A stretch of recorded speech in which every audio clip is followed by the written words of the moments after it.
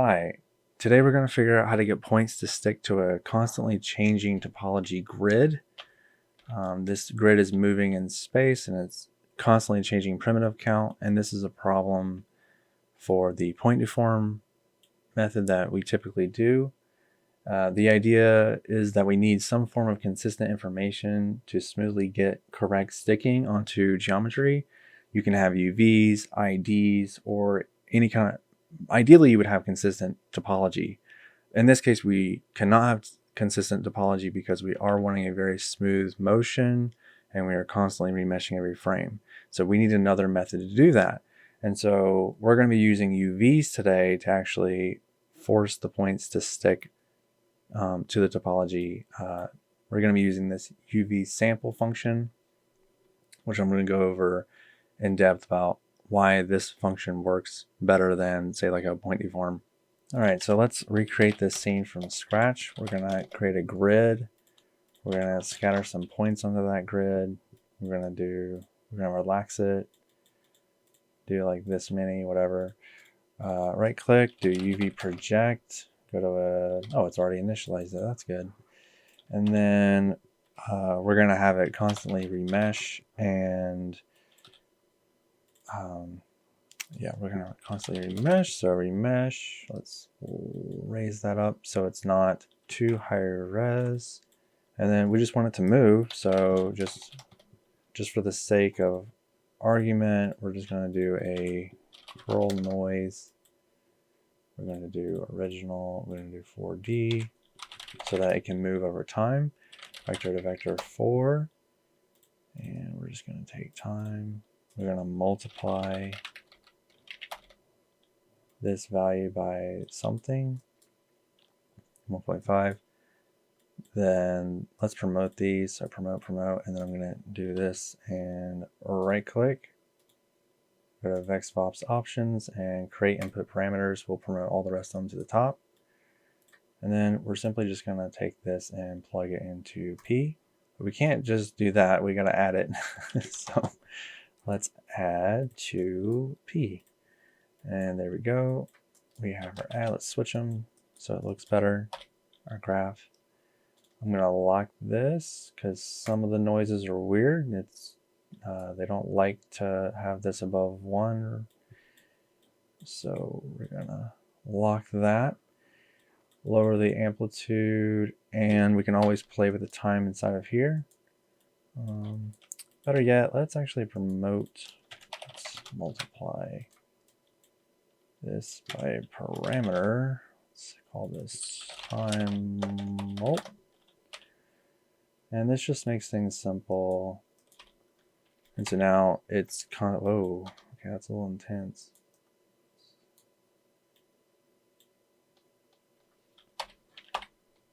There we go. That looks better. So you can see here it's changing topology every frame. And so now what we want to do is we want to get these points to stick to this topology. Now typically what you would do is you would do a point deform. This is your rest position, this is your deforming. And then when we go to view, let's template this and view this. And so you can see what's happening when we play through our timeline. The points are jittering all over the place. And that's because essentially what this point deform is doing, a super, super basic version of that is this, where we take our rest and we take our deforming. So I'm going to build it's not nearly as complex as this, but what it's kind of doing is it's taking a primitive attribute and an xyzdist, and basically what it's doing is it's saying, hey, get my closest primitive from this point position, because we're plugging position into pose. So get the closest primitive to that point. So it's primitive number, say 501. And then we're saying, there we go. And then we're going to take the third input. We're going to get P. The third input is our changing topology grid. And I'm going to show you why this isn't going to work. So you can see that this is also jittering all over the place. The reason for that, now if you were to not remesh this, this would work. And the reason for that is because what we're doing is we're saying, hey, shoot a ray from the point position onto the nearest primitive. Okay, that's what this is doing. Grab the prim information and then grab the prim UV information. So what that means is give me the primitive number. So let's pretend this primitive number is 501. And the prim UV is a vector, and it's a vector from 0 to 1. So 0, 0 to 1, 1. And I may have these numbers backwards, but I'm teaching more like theory here than anything else.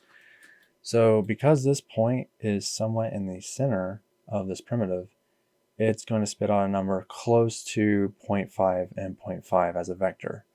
And so the problem is every frame, this primitive number is changing. And so let me actually show you.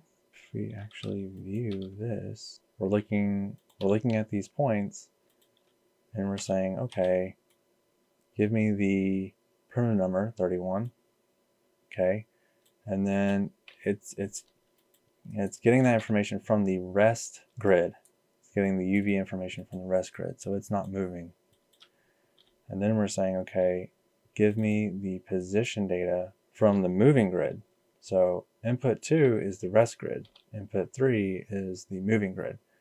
It's basically approximating the position data from this primitive. And we're plugging that into P. So we're forcing it to stick to the geometry, okay? So you can see that's kind of what's happening here. Now the problem is when we go to remesh, let's crank this way up so it's much easier to describe.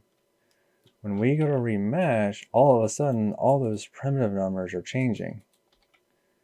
And so what's happening is 49 is now, I don't even know where it is, but you can, let's see, 49. And we want to do primitives and delete non-selected. So port 49, it's saying 0, but that's just because when you actually delete something, it counts it as 0. But 49 is now over here. Let's template this. And now it's over here. And now it's over here. And so you can see it's constantly changing every few frames. And so when the point that sampled from this first grid on primitive 49, let's show what primitive 49 is here. So primitive 49 is here, but now on frame 15, primitive 49 is way over here. So that means I need to move the point from here all the way over here. That's what this is doing. And so now this point number 18, was here looking at this primitive, and now all of a sudden it's over here because that primitive number changed. And so that's why this method isn't going to work for a changing topology. And that's kind of what this point deform is doing, you can see here. But the idea is like the primitive count is changing. And so we need a more robust system. The UVs will work. The UVs are in UV space here. And then when we go to remesh and all that, while the primitives are moving around, the UVs are not being distorted in UV space. They are being distorted in world space here, but they're not being distorted in UV space. So they're not technically being edited. And so what that means for us is that since the UVs, it's kind of an approximation. Let's lower the remesh now that I've described that kind of stuff, so we can have a more smooth movement. And so what we need to do now is we need to say, hey, we need some form of consistent information. Obviously this prim number method isn't going to work because it's changing every single frame. We need some sort of consistent information. And so that's where the UVs come in. And so we can't use the prem UV method. So what we're going to do is we're going to take, so let's discard this because we've already went over that. What we're going to do is we're going to use something called a UVSample. So if we type in UVSample, I'm going to hit F1 and it's going to open up the browser here. It says that, and then this definition doesn't really make sense. It says interpolates the value of an attribute at certain UV coordinates. It's kind of like a translator. It's kind of like saying, okay, what is my UV space here? Say this backwards 10. What is my UV space here? Let's say there's a point right in the middle of that 0. What's my position here? And then on the next frame, it's going to say, what's my position here, right in the center of that 10? Give me that. That's what I care about. I don't care about your primitive numbers. I don't care about the space in that primitive. I just care about the UV space. Like, give me that point in space. Oh, now you're here? Okay, give me that point right there in the center. I don't care about anything else. I just care about that point right in the center of that 0. And so that's kind of what's happening, is it's only caring about the UV space itself. And so that's what this UV sample is doing. So it's kind of like transferring that information over. So the way we're going to do it is we're going to say v at piece. We're going to set the position from the UV space into P, because that's what we're trying to do. We're trying to move the points from one space to the other. So we're going to say UV sample. We're going to grab 1 is the second input. So it's 0, 1, 2, 3. So I'm going to say 1 here to grab this input. String attribute name. So that's going to be the string attribute that we want to get from the grid is going to be P. So because we want the point, we want the position data. And then it says UV attribute name string, and that's just going to be UV. Honestly, I'm not sure why we need that, because we're already giving it an attribute. Perhaps that's because you may want a different UV attribute here. But this UV information is already being given to us by this scatter node.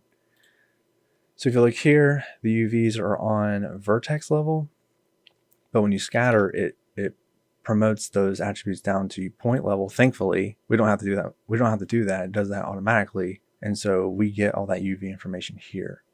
And this UV information is going from 0, 0 to 1, 1.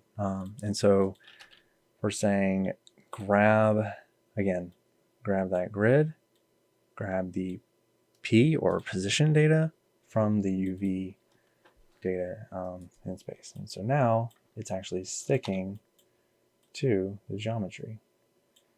And that's awesome. And that's all we needed. Okay, so we've built the simple UV system, but what if we have points that are moving around on the grid? How will we get those points to stick while also moving on the grid as well? So what I mean is, what if the points were moving on the rest grid? And so what we'll do is we'll just do a pop net. We'll just have these points move on the grid. And so let's just sample all the points on the first frame. That simulation frame is 1. And let's just do a pop vop, just so I have complete control over exactly what's happening.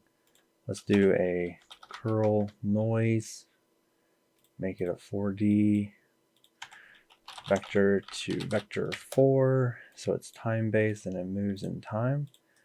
Let's take time and right click on the input, multiply that, call this time mult, so we have a very clear understanding of exactly what that is. I just double clicked on that to make it work. And then let's promote this and promote this and promote amplitude, roughness, everything else is fine. We're gonna add this to the, let's see, this is a pop vop, so let's add this to, let's just plug in force. Now, this is Y, this has Y dimensionality, it's 3D obviously, but I don't want it in Y, I don't want it moving in Y, like up and down. So a lot of people like to do complicated VOPs. I like to do snippets. Watch this, just super simple. Noise.y equals 0, done. No need to split it, the vectors, none of that crap. You just noise y is 0. There you go, done. Now it won't move up and down. So now you can see it's just moving in space, and it's probably that guide. That's, yeah, that is that guide. You can see what's happening here. We want it to stick to the geometry, so we're just going to say point wrangle. This is going to be second input.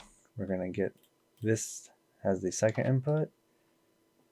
We'll just say v at p equals mempose 1 and do that.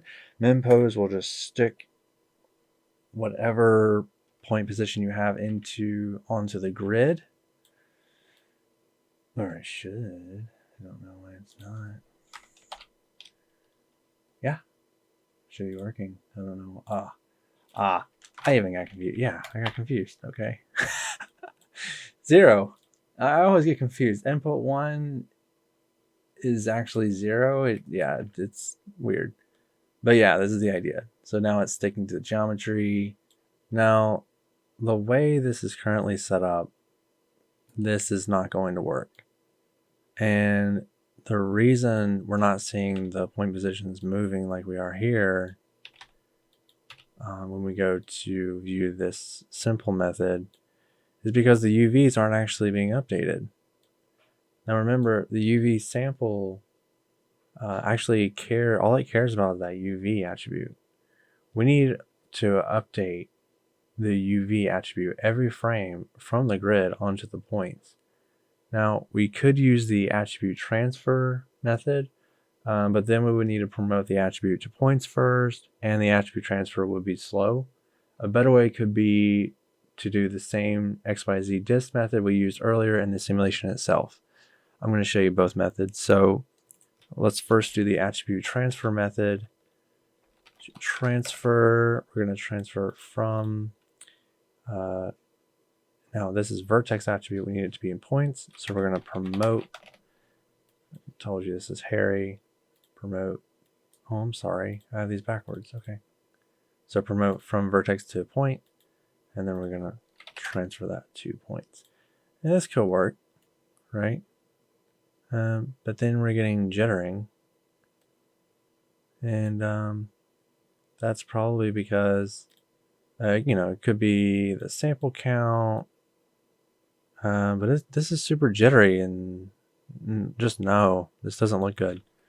So a better way to do it is to actually use, inside the sim, we could do the xyzdist method in the simulation itself. What we're going to do is we could do it with a wrangle, but because I already showed you the VOP way earlier, we'll just do it with a pop VOP.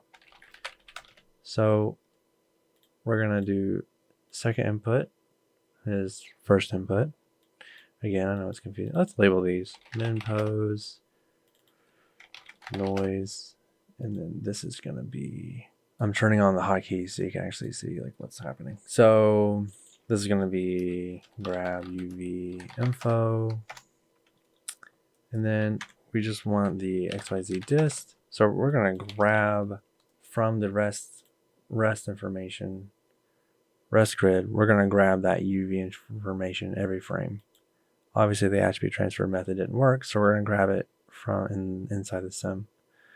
So we're going to do xyzdist, grab the first input position, again shooting array from the current point position onto the rest grid, and get that prim and prim UV, and we're going to say prim attribute UV first input.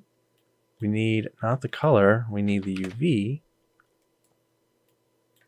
and we're just going to plug directly into UV like so. And I want to actually show you what this is doing so you can get a better understanding of what this is kind of doing under the hood. Prim UV vector So let's promote prim UV, and UV, so that all this information we can see. Let's make the UV, yes, that's correct, but let's make it red, or yeah, sure, why not? And so, ooh,